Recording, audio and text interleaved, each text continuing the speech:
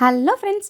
நான் வந்து தேர்ஸ்டே அன்னைக்கு பாபாவுக்கு வந்து அபிஷேகம் பண்ணி பூஜை பண்ண வீடியோ தான் விலாகாக கொடுத்துருக்கேன்.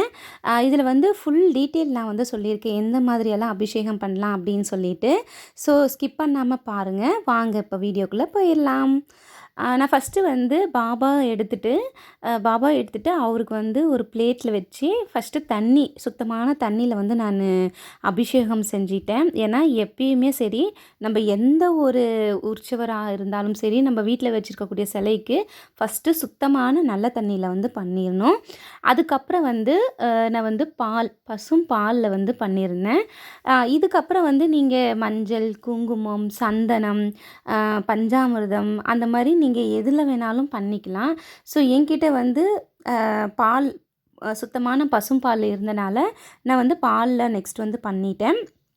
அதுக்கப்புறம் அந்த பாலை வந்து நீங்கள் கீழே ஊற்றிடக்கூடாது. அது வந்து ஒரு டம்ளர்லேயோ கலெக்ட் பண்ணி வச்சு அது வந்து நீங்கள் பிரசாதமாக எல்லாருக்கும் கொடுக்கலாம் வீட்டில். ஏன்னா நம்ம அபிஷேகம் பண்ணுறதே ஒரு நீட்டான ஒரு பிளேட்டில் தான் வச்சு பண்ணுறோம் இல்லைங்களா? ஸோ அதை வந்து நம்ம வீட்டில் இருக்கிற எல்லாருக்குமே வந்து நம்ம பிரசாதமாக கொடுக்கலாம். அதுக்கப்புறம் மறுபடியும் ஒரு வாட்டி சுத்தமான தண்ணீரில் வந்து அபிஷேகம் பண்ணிக்கிறேன். அப்போ கணக்குக்கு வந்து நம்மளுக்கு 3 டைம்ஸ் ஆகிடுது இல்லைங்களா? ஃபஸ்ட்டு தண்ணி, அப்புறம் பால், அப்புறம் தண்ணி. அப்போ 3 வாட்டி ஆகிடுது அப்படிங்கிறனால அந்த கணக்குக்கு நான் வந்து பண்ணிக்கிட்டேன். அதுக்கப்புறம் இதுக்காகவே நான் ஒரு டவல் வச்சுருக்கேன் துடைக்கிறதுக்காக, சிலைகள் எல்லாம் துடைக்கிறதுக்காக. அதில் பொறுமையாக ஒத்தி, அதாவது ரொம்ப அழுத்தி துடைக்கக்கூடாது, அப்படியே ஒத்தி ஒத்தி எடுத்துட்டு அப்புறமேட்டு மஞ்சள், குங்குமம் இதெல்லாம் வச்சுக்கிறேன். நான் வந்து சந்தனமும் மஞ்சளும் கலந்த மாதிரி வந்து நான் வச்சுருக்கேன். வீட்டிலே வந்து ஒரு பொடி அரைச்சிருக்கேன். நான் ஆல்ரெடி நம்மளுடைய சேனலில் நான் போட்டிருக்கேன். அதுவும் இந்த 3 பொடியும் வந்து மிக்ஸ் பண்ணி நான் அதை தான் வந்து சந்தனமாக வைப்பேன். அதுக்கப்புறம் வந்து மஞ்சள், குங்குமம் வச்சதுக்கப்புறம் ஒரு பிளேட்டில் அரிசி, நம்ம வந்து சும்மா அப்படியே வெறுமனே வைக்கக்கூடாது. அதனால் வந்து அரிசி வச்சுட்டு அதுக்கு மேலே வந்து கொஞ்சமாக மஞ்சளும், குங்குமம், நாணயம் வச்சா வைக்கலாம்.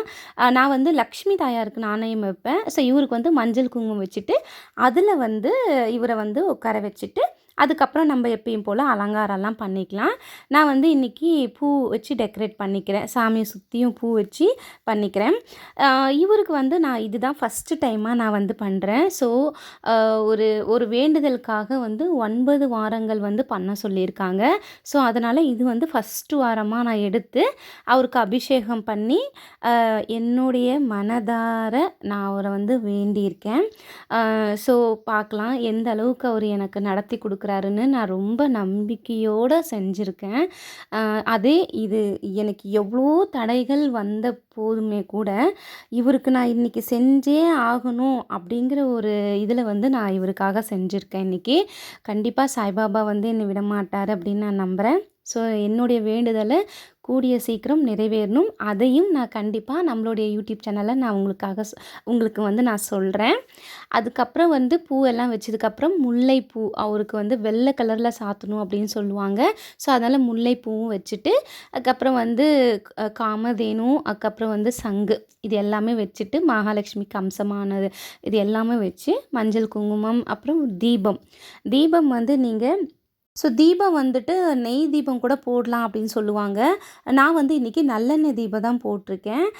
நல்லெண்ணெய்லையும் வந்து போடலாம். ஏன்னா நம்மளுடைய துன்பங்கள் நீங்கணும் அப்படின்னு சொல்லி வேண்டுறோன்னா நல்லெண்ணெயில் வந்து தீபம் போட சொல்லுவாங்க. ஸோ நல்லெண்ணெய் தீபம் வந்து நான் போட்டிருக்கேன்.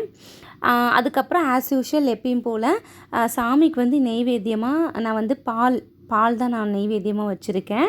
நீங்கள் வந்து பால் சம்மந்தப்பட்டது எதுனாலும் சாய்பாபாவுக்கு வைக்கலாம். அதாவது அவருக்கு உகந்தது அப்படின்னு பார்த்தீங்கன்னா பழைய சாதம் தான் அவர் ரொம்ப விரும்பி சாப்பிடுவாங்க அப்படின்னு சொல்லுவாங்க. ஸோ நீங்கள் அது கூட நீங்கள் வந்து அதாவது சாப்பாட்டில் வந்து தண்ணி ஊற்றி கொஞ்சமாக உப்பு போட்டு கூட வைக்கலாம். பட் நம்ம வந்து அந்த கலர்லேயே இருக்குது, அதாவது வெள்ளை கலர்லேயே இருக்கிறது வந்து பால் பாயாசம், பால் இந்த மாதிரி சம்மந்தப்பட்டது எல்லாமே கூட நம்ம சாய்பாபாக்கு வைக்கலாம். ஸோ அவருடைய அருள் நம்மளுக்கு வந்து கிடைக்கும். கண்டிப்பாக நம்ம எது மனதார அவருக்கு வந்து நம்ம நெய்வேத்தியமாக வச்சாலும் அவர் அதை கண்டிப்பாக ஏற்றுக்குவார். அந்த நம்பிக்கை வந்து எனக்கு அந்த பூஜை பண்ணும்போது ஒவ்வொரு நிமிஷமும் எனக்கு கிடைச்சிது. அது அவ்வளோ ஒரு ஆனந்தம் எனக்கு. அது அவருக்கு அபிஷேகம் பண்ணி ஆராதனை காட்டும்போது அவ்வளோ ஒரு சந்தோஷமாக இருந்தது. பல தடைகளை தாண்டி நான் அவருக்கு பண்ணியிருக்கேன். ஏன்னா இதை நான் எப்பயோ ஸ்டார்ட் பண்ண வேண்டியது 9 வாரங்கள் தொடர்ச்சியாக பண்ணணும் அப்படின்னு சொல்லிட்டு. ஸோ அதை 2 வாரம் பண்ணுவேன், அப்புறம் கண்டினியூ பண்ண முடியல. அந்த மாதிரி தான் போயிட்டுருந்தது. ஸோ இந்த வாட்டி கண்டிப்பாக நான் முழுசாக இந்த 9 வாரங்கள் வந்து அவருக்கு அபிஷேகம் பண்ணணும் அப்படிங்கிற வேண்டுதல் வச்சு நான் வந்து பண்ணியிருக்கேன். ஸோ கண்டிப்பாக அவர் வழி விடுவார் அப்படின்னு நான் நம்புகிறேன். இதே போல் அடுத்தடுத்து நிறைய பதிவுகள் வந்து நம்மளுடைய சேனலில் நான் வந்து கொடுக்கலான் இருக்கேன். ஸோ அடுத்தது எந்த கடவுளை வழிபடணும், என்ன மாதிரி விஷயத்துக்காக உங்களுக்கு வந்து வேணும் அப்படிங்கிறது கீழே கமெண்ட்ஸில் கூட ஷேர் பண்ணுங்கள். நான் ஆல்ரெடி வந்து குழந்தை பாக்கியத்துக்காக வேணும், முருகன் சஷ்டி விரதத்தை பற்றி நான் போட்டிருக்கேன், நிறைய பதிவுகள் போட்டிருக்கேன்.